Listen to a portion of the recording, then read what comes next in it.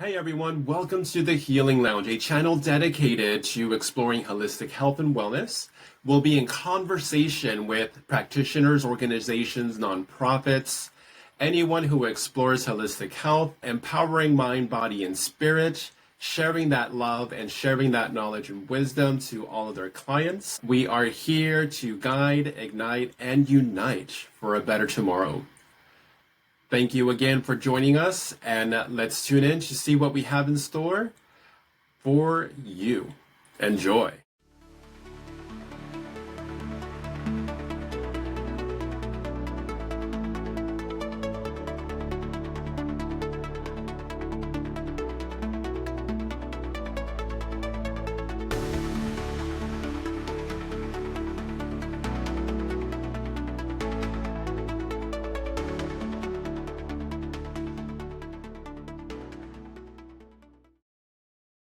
And here we are with Chef Angie. Chef Angie, how are you?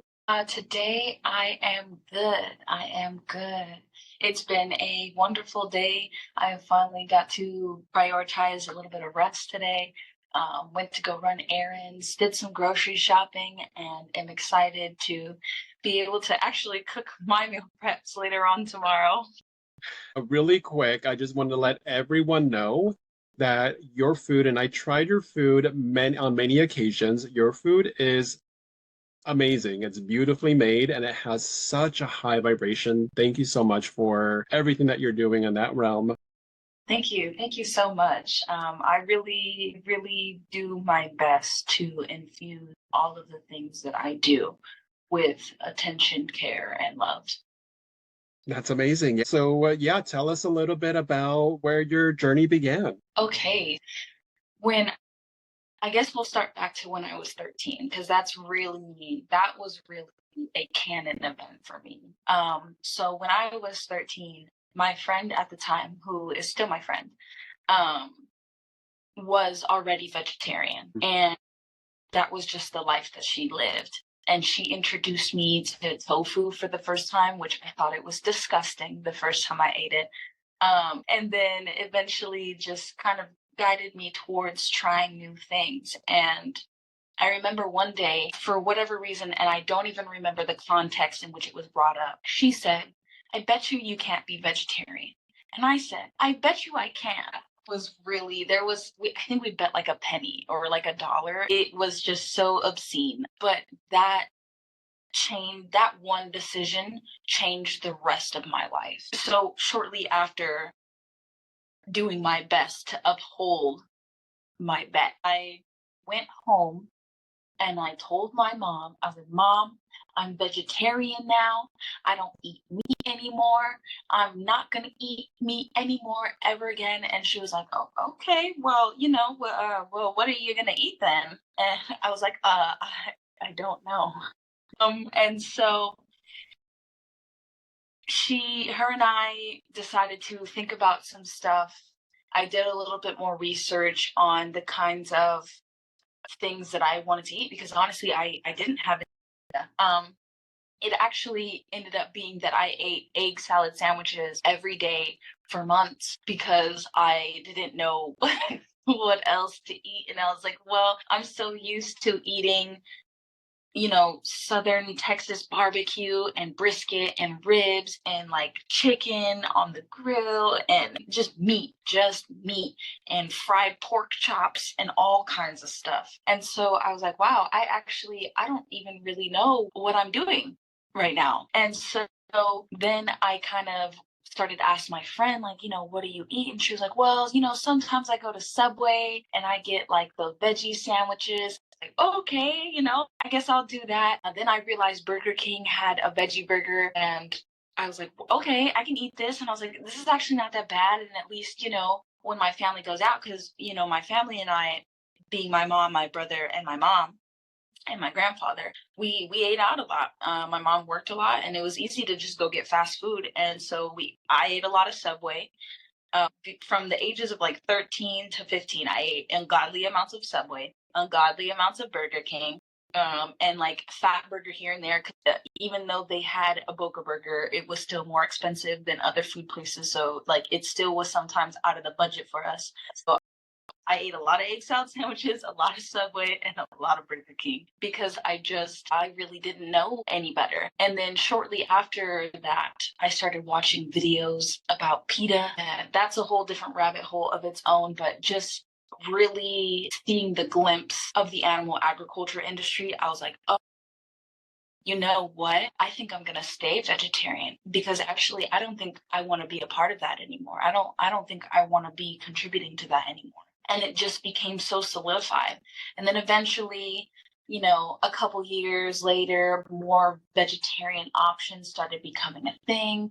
I would find like soy chorizo at the store. So then instead of egg salad sandwiches, I'd make like soy chorizo and eggs and like tortilla and eat that for breakfast. And then it started, there's just slowly started to become more options. And then when you look at today, I mean, it's everywhere. There's vegan and vegetarian options everywhere. But that one decision definitely was the rock that started the avalanche to being immersed into the vegan and vegetarian world.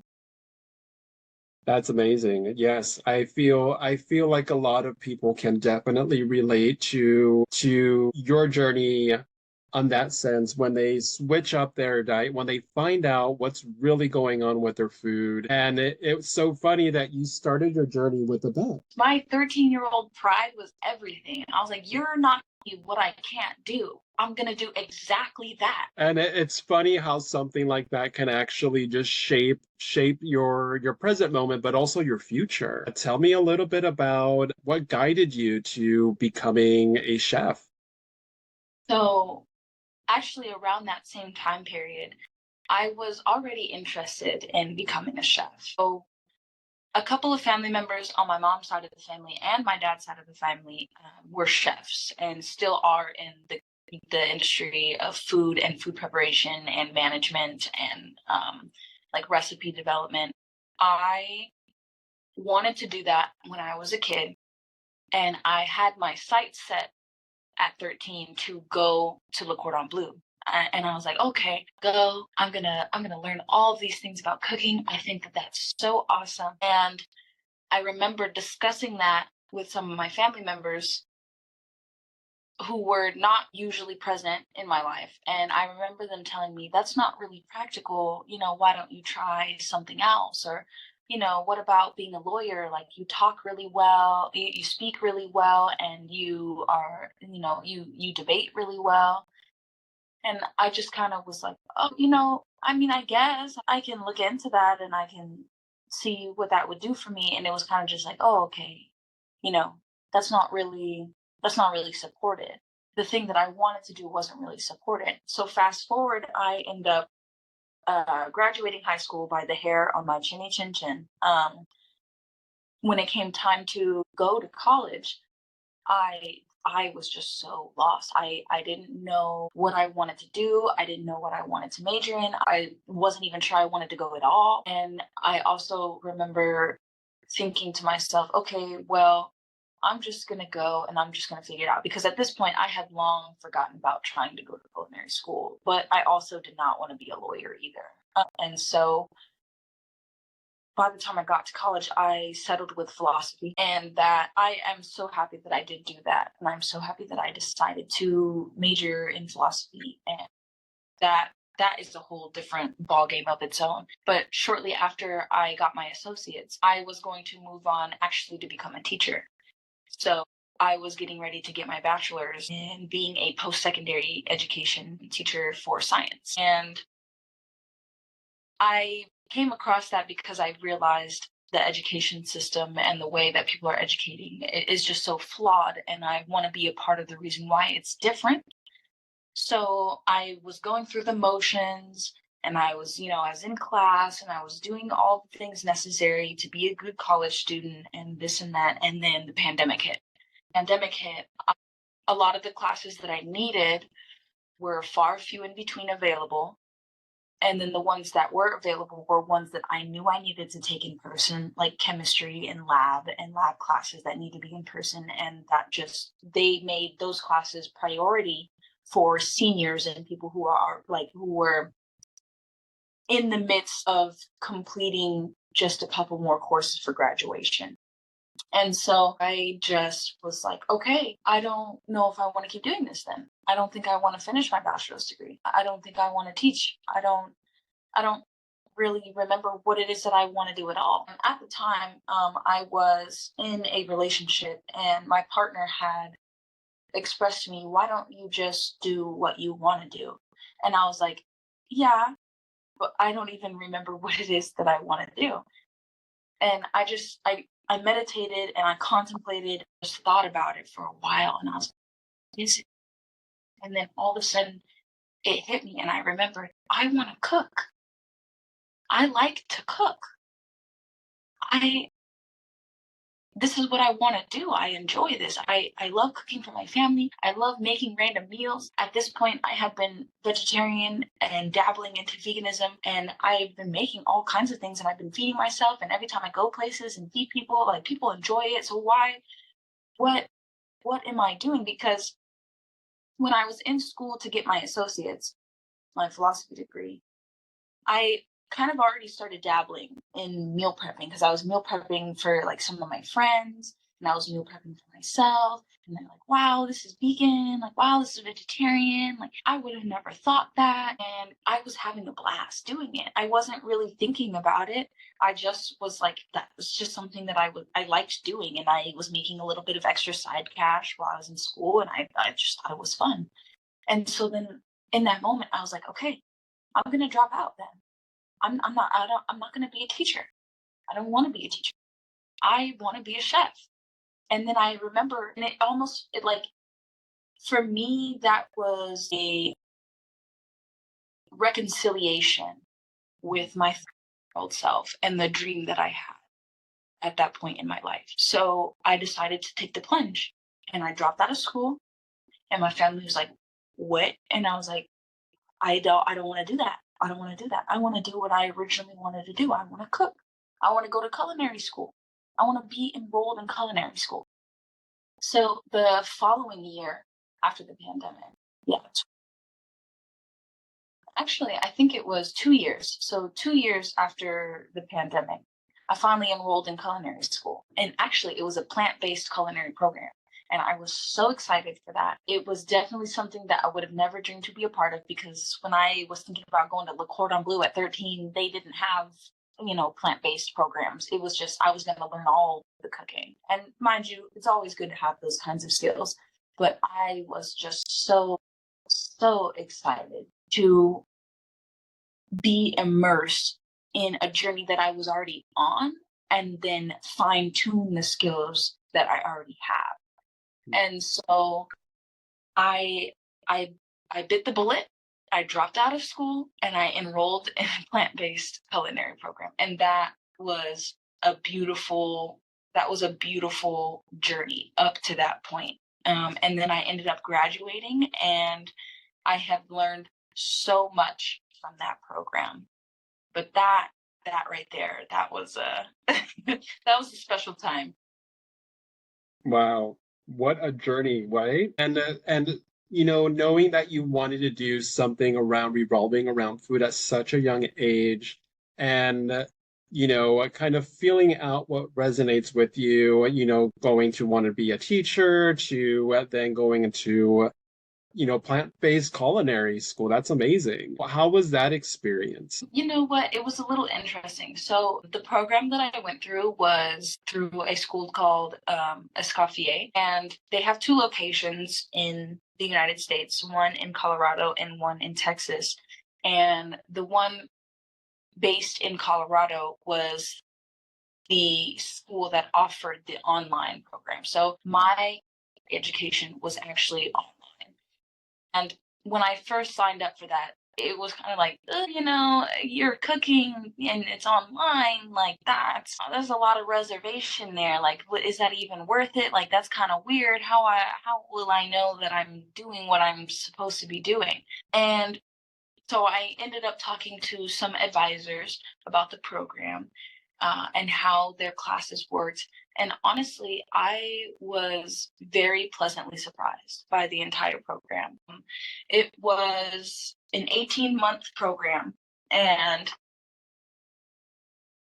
yeah, it was an 18-month program. And the way that the courses were set up was we had small bits of introductions, like how to use knives and how to like sharpen them and take care of them, to be an entrepreneur and know the business stats behind having your own business, the food costs, and doing the equations to make sure financially you're always, to then creating your own vegan meats and those kinds of things from scratch.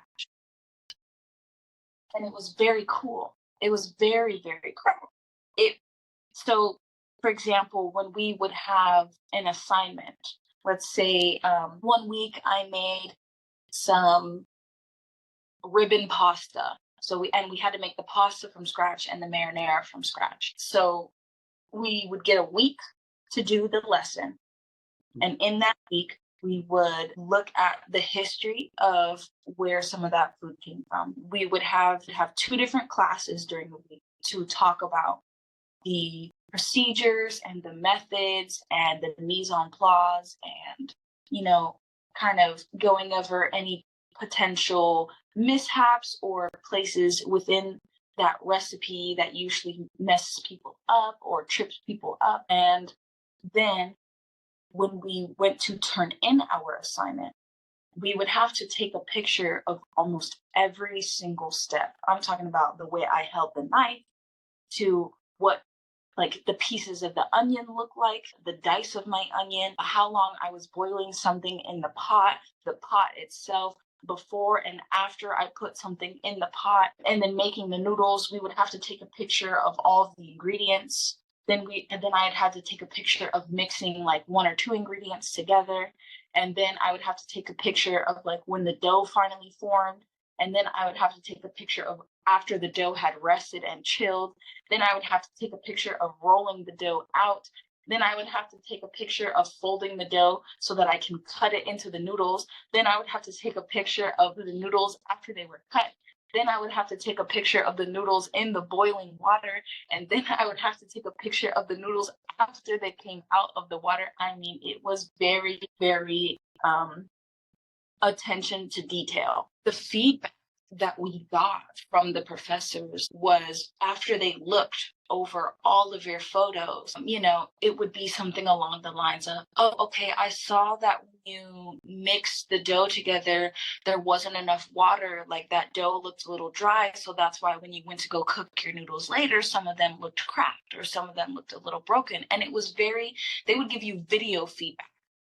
It would be like they would record themselves going through all of your pictures and talking about the steps one by one. And it was very, very helpful. And the professors were very, very helpful. Like if I had questions outside of that, or even things that I just wanted to look into after that. For example, one of my professors, 1 week we were working on how to make, I think it was like fermenting foods, but we had made kimchi. But then the class started talking about tempeh, because tempeh is fermented soybeans. And so then she went out of her way to find a recipe for us so we can all learn how to make our own tempeh from scratch. And it's things like that. It was like the community and the peers that I was in class with. I actually still talk to some of the peers I was in class with, because when I graduated, I actually went to Colorado so I could walk and meet some of my professors in person. And I also met some of my classmates for the first time in person.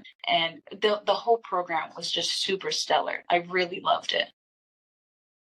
That's amazing. I love that they are very meticulous and very detailed. Yeah, they go over everything. Yes, and I also love the aspect that they go over the business side too, because this allows you to kind of start your own business and do your own business outside of just learning, holding a knife and cutting things a certain way. And, it goes into, an economic side as well.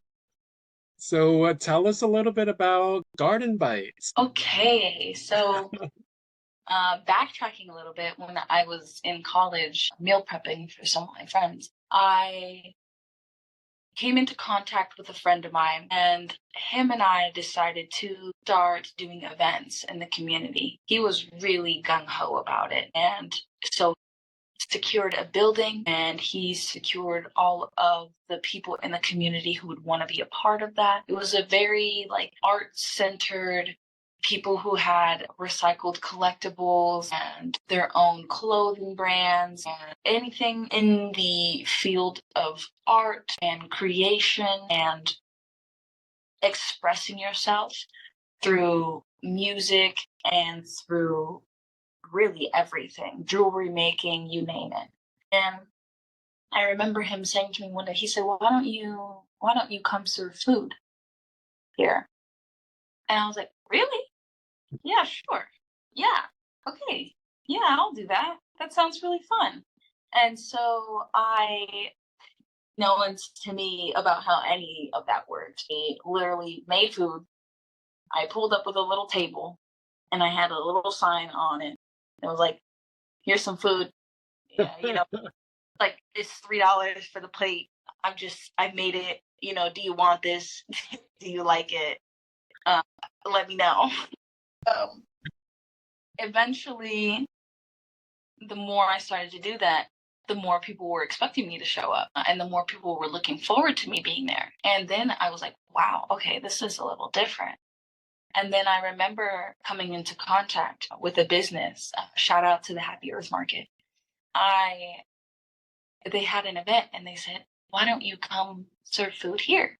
And I was like, whoa, okay, yeah, sure. And I showed up with some like butternut squash nachos and something else. I don't remember what else it was that I served, but I just remember the stress of having have everything there and the setup and making sure I had enough, making sure it wasn't too much. And then how I wanted things to look on the table when people were coming, because at that point I was getting a lot of feedback from the other event that I was doing. I was like, okay, how can I make this better? How can I make sure that this looks pleasing to come up to, instead of somebody just being like, here's this, do you like it? Let me know. So then it got to the point where I was doing those back and forth. And I just kept going and I just kept popping up. And this was around probably, I want to say 2018, 2019 for the pandemic. So I was kind of already stepping into this field, even though I was in school to become a teacher. I had already immersed myself into the community selling food. So then when the pandemic hit, I realized after dropping out, and I was like, okay, well, I've been doing this already.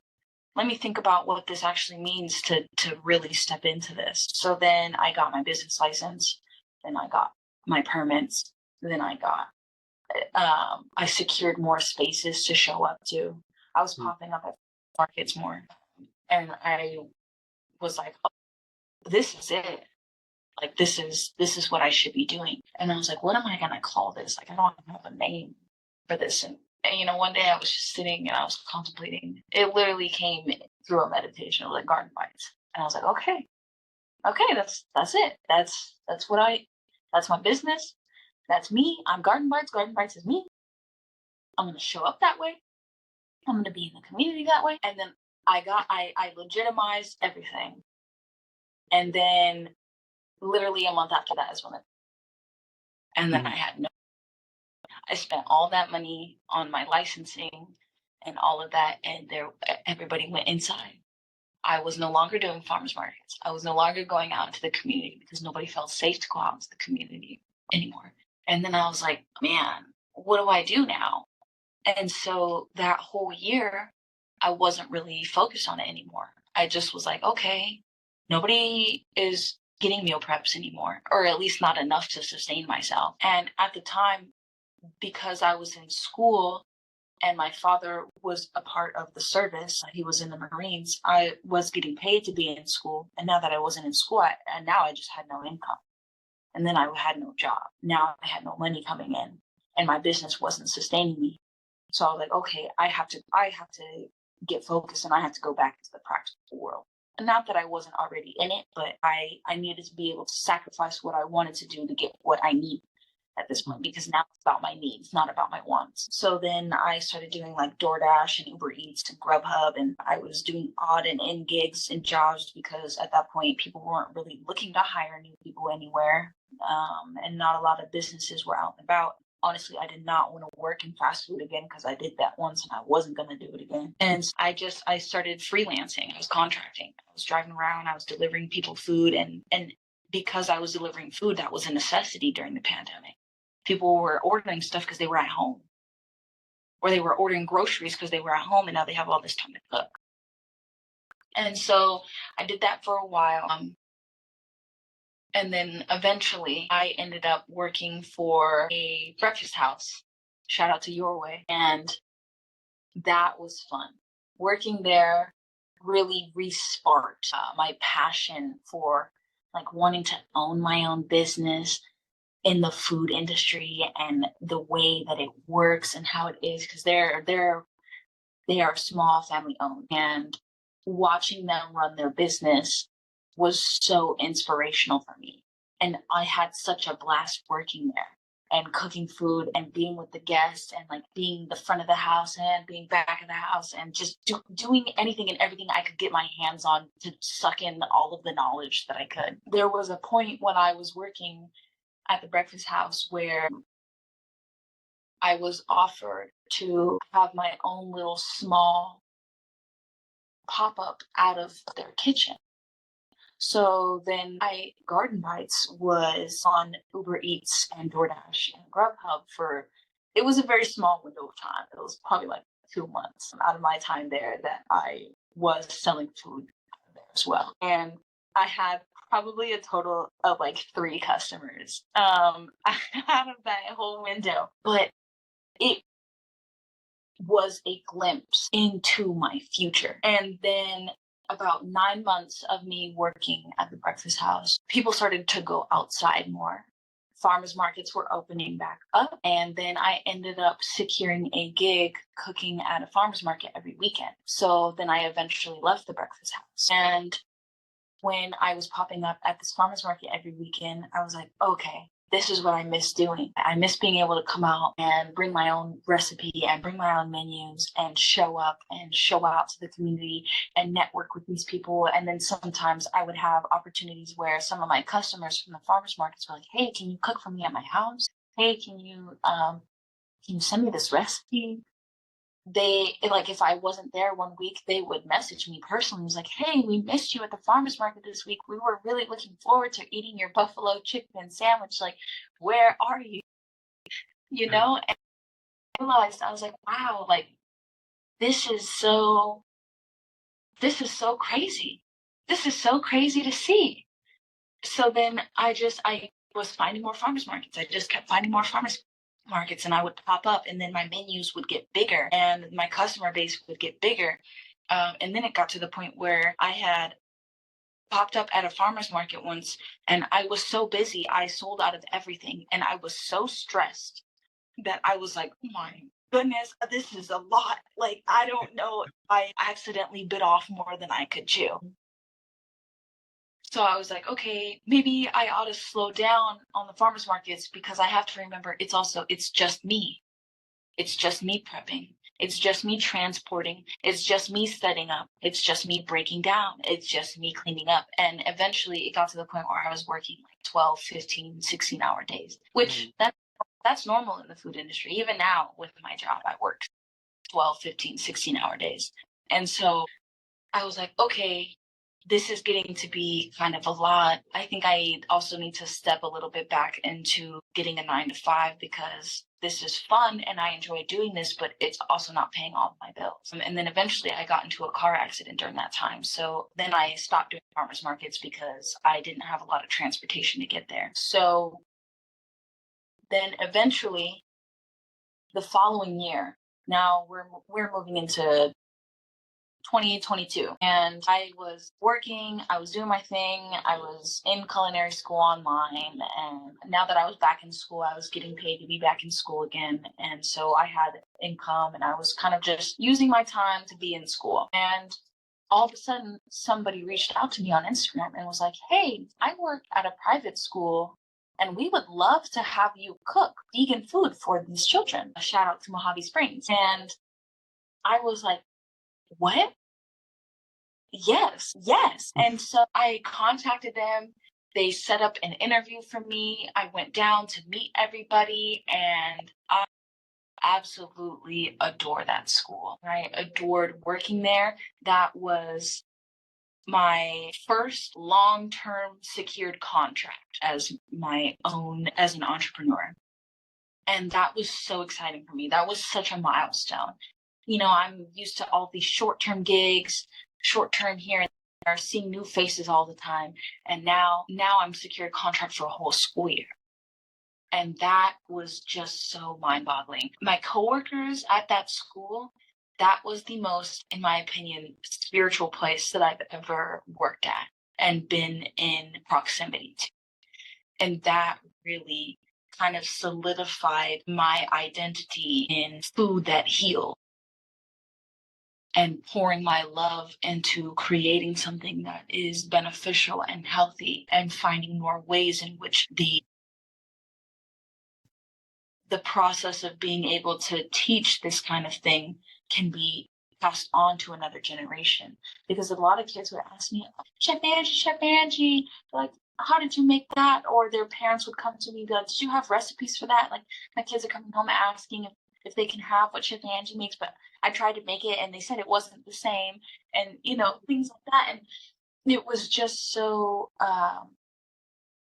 so many things were so awesome about that. I learned so much about myself as an entrepreneur, being in a long-term contract, like my habits and how some of my habits get in the way of myself as an entrepreneur and how some of my habits actually excel as an entrepreneur, how to improve and how to take criticism and how to develop and create new recipes based on the anthology of education or somebody else's views of education, and just the creativity and the lesson learning and the building awareness of myself and how I contribute to those things really was set in stone for the 2 years, school years that I worked at that school. And, you know, now here I am and I'm just contracting and I private chef sometimes on the weekends and I do hibachi, and I'm getting ready to step into a commissary kitchen so that way I can offer holiday menus and, you know, just be in that field. Really, I just see the whole journey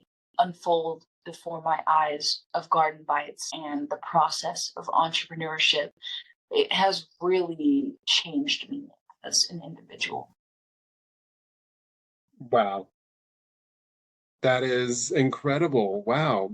You mentioned something that really stood out to me. Well, all of it really stood out to me.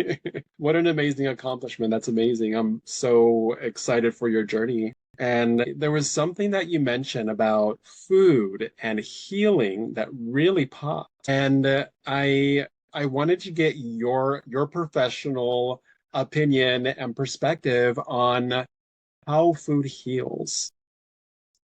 So my short time as a philosophy major, there is a saying, let food be thy medicine. And it is. They say we have a second brain in our stomach and we produce serotonin in our stomach. And all of the things that we eat directly correlate to our emotional states, how we feel, and then also what goes on in our bodies and how our bodies process a lot of the foods that we eat. And honestly, nowadays, there's so much unhealthy food that is so convenient and accessible to everybody because we live in a world of conveniency that people don't often either have the time to worry about what it is that they're eating and or the privilege to worry about what it is that they're eating. And I feel like one of my main things, especially when I was in college, was trying to, I guess in my own way, educate that eating healthy doesn't always have to be expensive, or the food that we eat healthy food also just doesn't always have to be so plain or, you know, just unappetizing. And really the process of me engaging in bridging the gap of health in our food was really so important to me because not only did I make a bet when I was 13 to be vegetarian, but at 13, I was also diagnosed as pre-juvenile diabetic. So I really got my whole world busted open to realize, oh, I grew up eating all of this fast food. I grew up eating out. I grew up eating stuff that wasn't really home cooked. I mean, I grew up in a single parent household. My mom didn't always have time to cook healthy meals, but that's also just kind of the large state of the world. When I realized after becoming vegetarian at that time period, and then also, being pre-juvenile diabetic, it really just did something for me. I was like, wow, I can't live the way that I was living. My family lives this way. Both sides of my family live that way. Both sides of my family have a lot of health issues, like blood pressure and diabetes and diverticulitis and, you name it, it's there. And I was like, okay, but the way that I'm eating now is changing how I'm feeling and how I'm looking. And now I'm losing weight. And now I'm feeling healthier. And now I'm feeling like I'm tapped into myself. And granted, it's not always like that for everybody who becomes vegan or vegetarian. But it was just, that was my journey. This is helping me in a way that I haven't been helped before. This food is literally healing me. The more I prioritize home-cooked meals and meals with whole plant-based foods, I feel better. I feel better. I move better. I think better. And it just became so apparent to me that yes, food really is your medicine. What you eat, you feel. There's also a saying, you are what you eat. You are. Because when we're eating food that is just like, when people eat real greasy food or real heavy quantities of real processed food, that's where food coma comes in. People feel real tired and real lethargic after eating. We are not supposed to feel that way after eating because food is a source of fuel. Food is a source of life. Life begets life. When you eat life, you get life. And when you eat heavy, you feel heavy.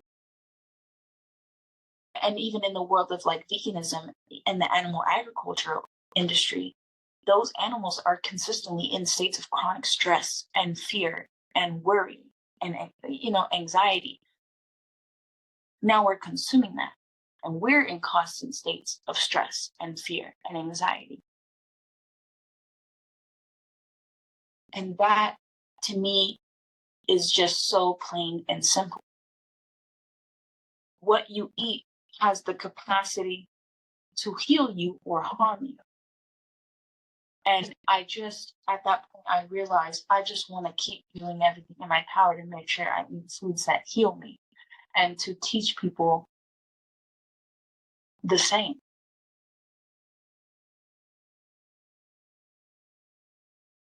Yes, wow. I am there with you for sure. I am plant-based as well. And I have noticed a huge change in my health and my energy levels and my focus in my entire life. So it's very impactful. And again, it's just something that I chose for myself. However, it's important to understand your food in a different way and look at it in a different way, to see it as an energy source. And we're now coming into an age of awakening where we're starting to feel energies a little bit more freely. We're starting to experience our five senses just a little bit more heightened. And that is also in our food system. So, yes, when it comes to animal agriculture and all the poisons that they're putting into these poor beings, we're also receiving that. Let me ask you a question. In all of your years working with food, why is it that there is such a stigma around veganism or vegetarianism? I will say that is largely in part due to systematic racism. I say that because when people think of vegan and vegetarianism, they think of privilege. And then they think of the white community because it's often like people who are very rich and white who are vegan and vegetarian. When you see people of color, the POC community, there's not a large representation being vegan or vegetarian. And I think that in itself is a large part of the stigma, because when people think of eating healthy, they think you have to be rich. And another part of the stigma is tradition and culture. When you have a cultural background that is heavily influenced by meat and meat dishes, oftentimes when you present ideas of no longer eating that, family members often become hostile, confused. They don't want you, they think that if you choose this path, then like you don't love them. And that's a really hard thing for people to stick with. And then lastly, not really knowing where to start and like what that means for somebody. I think those three things are a large part of the reason that prevents people from attempting veganism. When I became vegetarian when I was 13, I saw no one else that looked like me that was vegetarian. When I was reading about the animal agriculture and the industry and vegetarianism, I also saw all the people that didn't look like me. I saw privilege that wasn't, and even my culture. I mean, my mom is from the South, and so I grew up eating a lot of meat, a lot of barbecue. We did a lot of barbecues growing up. I remember after I became vegetarian, a friend of a family, they hosted a barbecue. And I came with my little vegan hamburgers because I knew they weren't going to have any. And I was like, okay, here you go. And I remember them saying, well, you wouldn't know if we put a real burger on there. And it was things like that you're often always met with backlash and confusion. I was like, well, why would you do that? Or another argument is like, oh, well, plants have feelings too, or, that kind of thing. And I heard that so much as a kid. And then after that, not really knowing what to eat. I mean, because I did eat egg salad sandwiches every day for months because I didn't know what else to eat either. And a lot of those things really influence people's decisions around exploring that kind of lifestyle. Because in my opinion, the philosophy of veganism and vegetarianism, specifically veganism, it's really a way of life. It's not just a dietary choice. It is the way somebody decides to live. It is the way in which somebody decides to omit as much as practically possible to not contribute to the suffering of humans and or animals and the environment. And so there's really, and nowadays it looks a little bit different. Nowadays, when I look online, I see a lot of people and people of color who are vegetarian, who are vegan, who step into their lives. I like Tabitha Brown. Everybody knows who Tabitha Brown is. Well, a lot of people in the vegan vegetarian community know who that is. And she's so inspirational to me because she's somebody who looks like me, who's doing that thing. And oftentimes when you are growing up, you need to see somebody who looks like you as a source of inspiration. Because when you see stuff and you see people doing the things that you want to do and they don't look like you, there's a part of somebody who's going to think that maybe I can't do that because they don't look like me. I think definitely those three things are a large part of the reason why people are resistant to exploring veganism. Yes, I could definitely relate to that. Growing up, I'm first generation born here, and my parents are originally from Mexico. Growing up, we were eating the traditional Mexican, the cultural foods, and a lot of that was heavily inundated with meat. And, growing up, it was just something that I felt like I had no choice, and I needed to eat whatever was available. And little by little, I started to understand what was going on and what was happening, and what's going on with my health. Yeah, it's true. You get not necessarily understood by the ones closest to you, and it's very interesting. And I applaud you for being that inspiration that you needed growing up, because I know you mentioned that it would have been very helpful to see someone like you to do what you're doing now. Well, you are that person, and I feel like you're you're that person for a lot of people, and including myself. I know that you um, were plant-based a long time before I was, and when I first met you, the way that you talked about food and the way that you prepared it really inspired me. Really, like you were really just planting seeds everywhere. And and for that, thank you for being an inspiration for me. Of course. Because I was never the kind of person who was like, you shouldn't eat that way, or like, it's wrong if you don't eat this way. Because also, I came from like the lower middle class. I know it's not always successful. I know it's not always practical. It's not always realistic. It's not, and there's no need to induce shame into somebody wanting to explore something. If anything, it's much more realistic to induce curiosity instead. And then going back on something else that you said too, how it costs, or the stigma is it costs so much to go vegetarian or vegan. I got to tell you, I'm saving so much money in my grocery bill now, going ever since I went plant-based for sure. Like it's pretty amazing. And I realized that when I would think about like when I was young, before I became vegetarian, and my family and I would go grocery shopping, and we would spend like $200, $300, $400, just buying a whole bunch of like Hot Pockets and like frozen chicken tenders and all of that kind of stuff. And it was kind of just like, oh, okay. And when I think to how I meal prep for myself now, I spend like $100 a week to make breakfast, lunch, and dinner for 6 days out of the week. And like, if I were to eat out and if I were to eat a little bit differently, yeah, that can get expensive.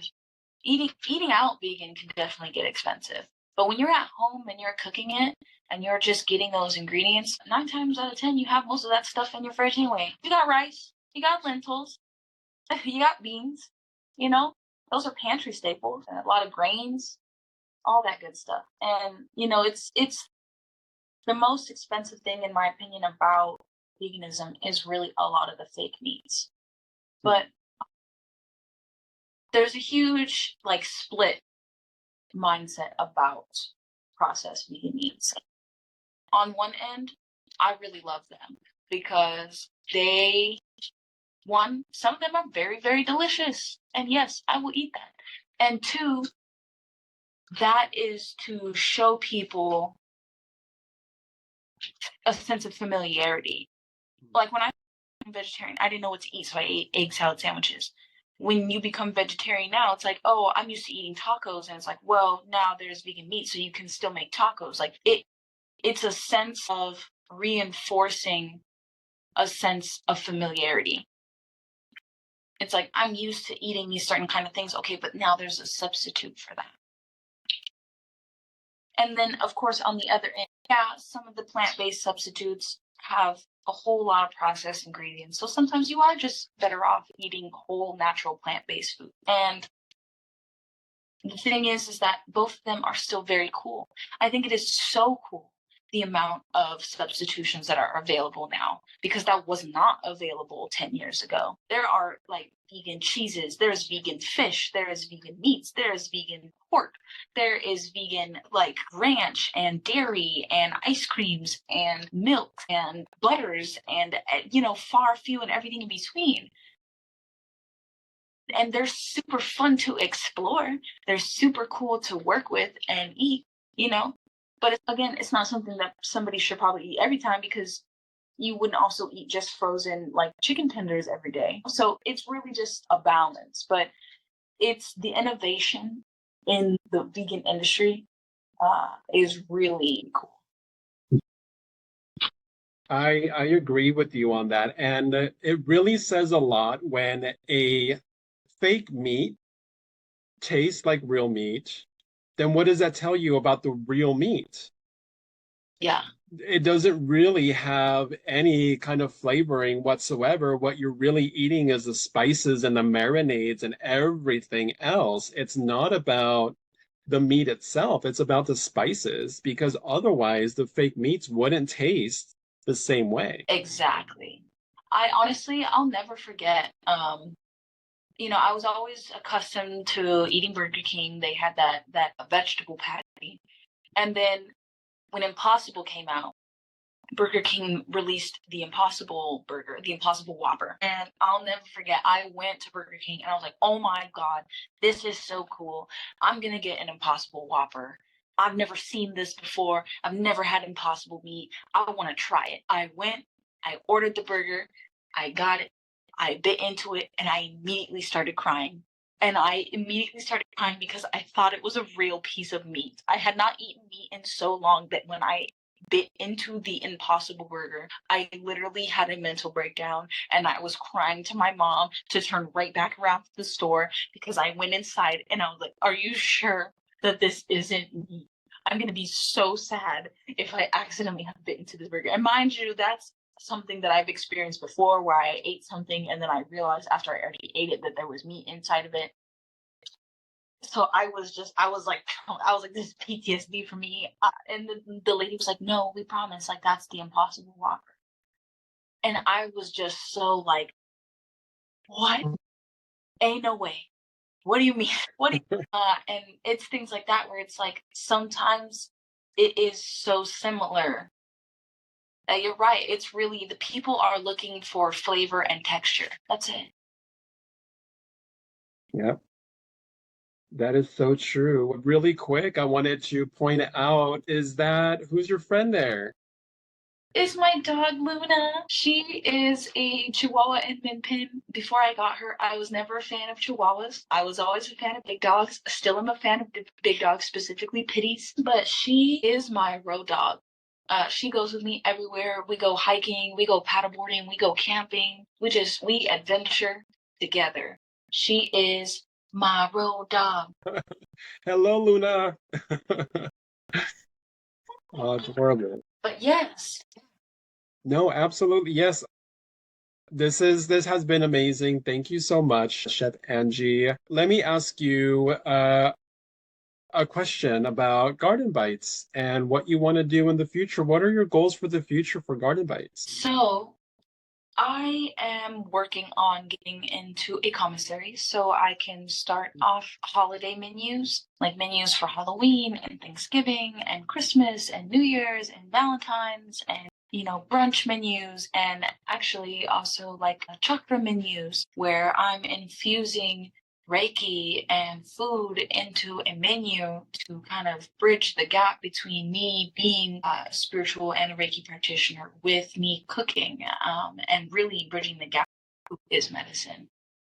I'm also really excited for not only being in that space to offer those menus and offer those holiday packages, but on the same token, be able to take on more private chef gigs. Like I just did one 2 days ago and I made a lot of like jerk style Caribbean food, like fried plantains and vegan Jamaican beef patties and things like that. So I love being able to come to people's spaces, come into their spaces and, cook for them, bring the grill out and show them a good time and cook in front of them and present different kinds of food, and really give people good vegan food and a good time. I love the private chef setting because to me, I really enjoy the process of building an intimate partnership and business partnership and client partnership, being able to sit with somebody where they feel comfortable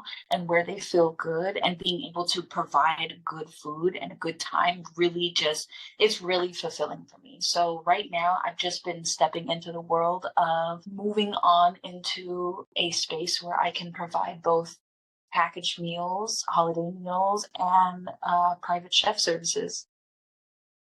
Wow, seems like an amazing dream. I'm excited for that journey, right, to manifest. What advice to everyone listening out there? What advice would you give those looking to pursue a similar path? As far as being an entrepreneur, if that is what you feel called to do, then my advice is to never give up, because being an entrepreneur is a lot of work. it can be challenging. I've spent days where I woke up and I'm like, what am I even doing this for? Why am I even doing this? I should just go back to work, And every time there's something that stops me and was like, okay, but would you really be fulfilled if you did that? And if you have a desire to be an entrepreneur in any field, and it's so deeply imparted on your heart to do it, I mean, the only advice that I could give to you is to really hone in on why you want to do that and to never give up on it. No matter how hard it gets, just keep going. Like Dory from Finding Nemo, just keep swimming, just keep swimming, just keep swimming. Because the only way that you will get where you want to be is if you just keep going. Progress over perfection. It's okay. Words of wisdom. Wanted to also ask you some really fun questions that I like to ask everyone. Money is not an issue at all. At all. This is what I call a little manifestation game. If money was not an issue at all, what would you do? That is a good question. My goodness. Money wasn't an issue. Honestly, if money wasn't an issue, one of the things that I've craved to do has just been to travel the world and eat different kinds of foods. I love learning about food and the culture that dishes come from, and how those dishes were born, and the history and the backlog to why a dish is so popular, or why you use specific spices in those things, and the geography that adds to why people eat the way they do, and why different parts of the world eat so differently, and to try all of the flavors, all of the people who make this food. That is something I'd love to do. I'd love to go to India and eat Indian food, and Japan and eat Japanese food, and Korea and eat Korean food, and Germany to eat German food, and so on and so forth. I want to go everywhere. And honestly, one of my biggest inspirations in that regard is definitely Anthony Bourdain. And I just, may he rest in peace. I just want to be able to soak in all of the culture and all of the ways in which people sit around the table and engage in community over food. That's amazing. I could totally see that for you. Just exploring the world and eating all the foods. Yes, yes. Do you have any tips for overcoming challenges or staying motivated? I was just telling my friend this the other day. Discipline will set you free. Discipline will save you. Because discipline will take you where motivation cannot. On the days where I wake up and I'm like, oh, I don't want to do that. I don't want to do this. Okay, but I have to.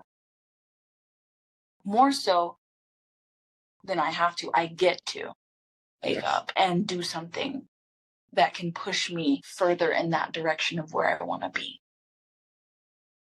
As long as you do something, it could be something so small, but as long as it's something every day, because the momentum of discipline will keep you moving more than motivation, because some days you might be motivated and some days you might not, but are you going to still do what you need to do on the days you're not motivated? And those are the internal challenges that are highly through entrepreneurship. All the ways in which somebody gets in the way of themselves are highlighted through entrepreneurship. All the ways in which they have the mental fortitude to persevere through challenges is highlighted through entrepreneurship. And so working on your mental health and your ability to adapt and to let discipline save you, I think, are the best ways that somebody can stay on the path of their desires.